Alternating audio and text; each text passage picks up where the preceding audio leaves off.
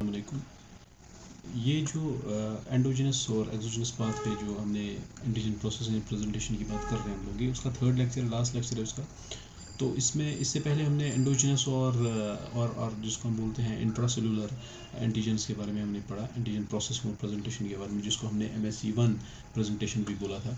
यहाँ पे दूसरा जो इसका टाइप है दैट इज एक्स्ट्रा सेलुलर और एक्सोजिनस एंटीजन। एक्स्ट्रा सेलुलर और एक्सोजिनस एंटीजन हम किस एंटीजन को बोलते हैं?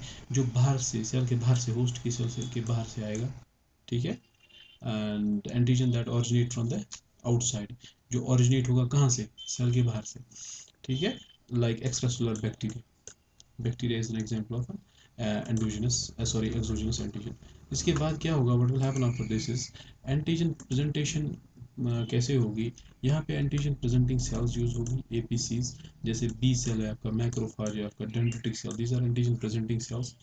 यहाँ पे ये इंटरनलाइज करेंगी एंटीजन को, these cells will internalize pathogen और फिर उसका ब्रेक डाउन करेंगे। उसके बाद जो नेक्स्ट स्लाइड आपका, इसमें क्या होगा, what will happen here, antigen presenting sales जो इंटरनलाइज करेंगी इस बैक्टीरिया को।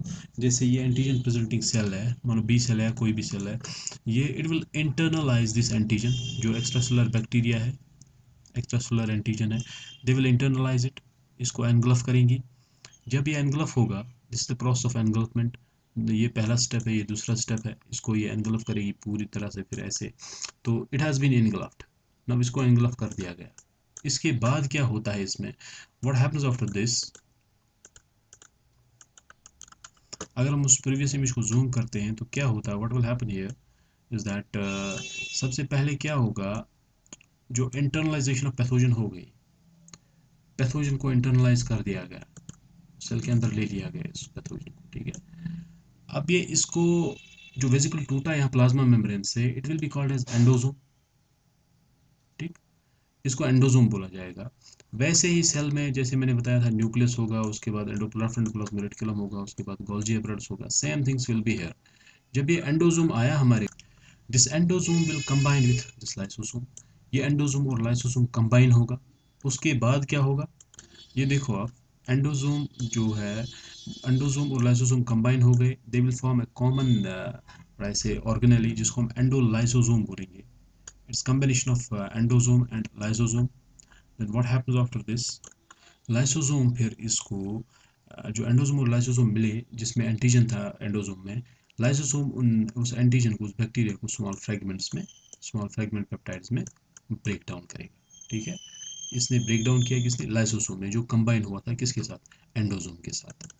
फिर जैसे MSc 1 मॉलिक्यूल बना था, वैसे ही MSc 2 मॉलिक्यूल बनेगा एंडोप्लाज्मिक रेटिकुलम में। इसकी प्रोसेसिंग यहाँ पे होगी, इसका जो मतलब ट्रांसलोकेशन और सिंथेसिस इसकी MSc 2 मॉलिक्यूल की एंडोप्लाज्मिक रेटिकुलम में होगी।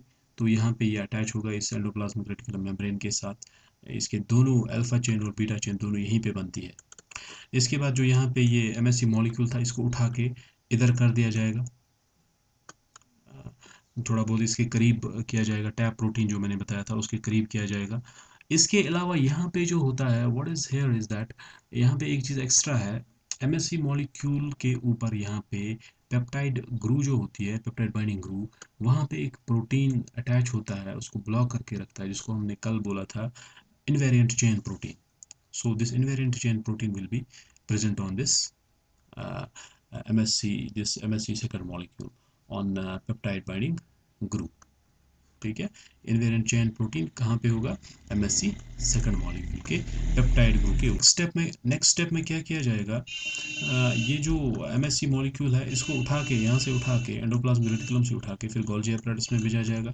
फिर वैसे ही वेसिकल्स के थ्रू इसको फिर प्लाज्मा मेम्ब्रेन के, वैसे ही वेसिकल्स के थ्रू इसको फ्यूज़ किया जाएगा फिर इस एंडोलाइजोसोम के साथ।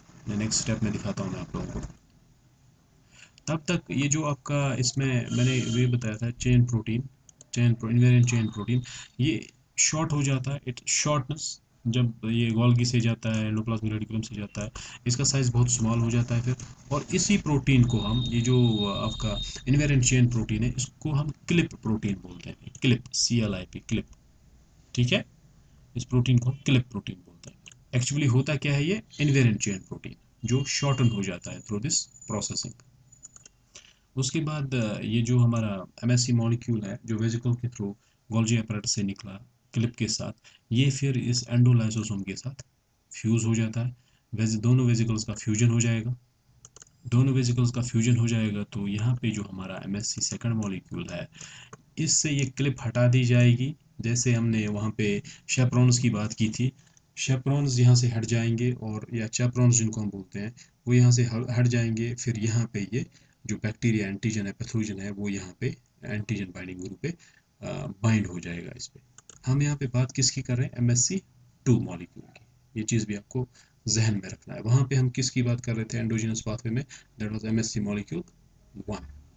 फिर जब ये एंटीजन यहाँ से प्रोसेस होके जाएगा, एंडोसोम से प्रोसेस होके जाएगा, फिर ये MHC मॉलिक्यूल के साथ जब ये अटैच होगा, इट विल बी अटैच्ड है, तो इसको फिर वेजिकल्स के थ्रू प्लाज्मा मेम्ब्रेन पे भेजा जाएगा। जैसे प्लाज्मा मेम्ब्रेन पे मैंने बताया था ये कैसे अटैच होता है।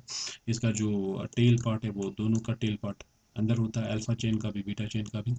इसके अलावा जो इसका हेट्रो ये ट्रांस मेम्ब्रेन रीजन होता है जो मेम्ब्रेन में फंसा हुआ होता है, और इसके अलावा इसका जो बाहर वाला रीजन होता है जो एंटीजन को प्रेजेंट करता है। ये जब इसने एंटीजन प्रेजेंट किया, अब ये एंटीजन किस चीज़ को प्रेजेंट करेगा? टी हेल्पर सेल को। टी हेल्पर सेल को क्यों? टी साइटोटॉक्सिक सेल को क्यों नहीं? क्योंकि लास्ट टाइम जो हमने देखा था, हमने कॉम्बिनेशन बताई थी, टी हेल्पर सेल जो है उसको MSC सेकंड प्रेजेंट करता है, और टी साइटोटॉक्सिक सेल जो है उसको MSC 1 प्रेजेंट करता है एंटीजन। यहाँ पे आप देखेंगे कि टी हेल्पर सेल जो है, इसका TCR जो है, TCR रिसेप्टर, ये इसको रिकॉग्नाइज करता है इस एंटीजन को, बैक्टीरिया को, जो इस APC ने प्रेजेंट किया through this MSC second molecule. इसके अलावा यहाँ पे और एक को रिसेप्टर होता है इस टी हेल्पर सेल पे, वो CD4 होता है को रिसेप्टर, ठीक है। ताकि ये इसको रिकॉग्नाइज करता है अल्फा 1 अल्फा 2 को, यहाँ पे रिकॉग्नाइज करता है ये, and it binds to it recognize this alpha 2 molecule. और यहाँ पे जो TCR है, टी सेल रिसेप्टर है, वो रिकॉग्नाइज करता है इस एंटीजन को। ठीक है, ये चीज़ आपको याद रखना है। उसके बाद प्रोसेसिंग होती है इसकी। ये जो पूरा प्रोसेस है, इसमें MSC सेकंड मॉलिक्यूल इन्वॉल्व है, इसलिए हम इस पूरे प्रोसेस को एक तो एक्स्ट्रा सेल्यूलर या एक्सोजिनस एंटीजन प्रोसेसिंग पाथवे, या हम इसको MSC second antigen presentation pathway भी बोलते हैं। ये तीनों नाम आपको याद रखने हैं, उस पाथवे फर्स्ट के भी और पाथवे सेकंड के भी तीनों नाम याद रखने हैं। जैसे उसमें हम एंडोजिनस और इंट्रासेलुलर एंटीजन को MSC1 एंटीजन प्रेजेंटेशन पाथवे बोलते हैं। इसमें हम एक्स्ट्रा सेलुलर और एक्सोजिनस एंटीजन पाथवे जो है, प्रोसेसिंग पाथवे जो है, उसको इसको हम MSC second antigen presentation pathway बोलते हैं, क्योंकि वहाँ पे MSC1 मॉलिक्यूल यूज़ होता है, और साइटोटॉक्सिक टी सेल यूज़ होती है, MSC1 यूज़ होता है, CD8 रिसेप्टर यूज़ होता है।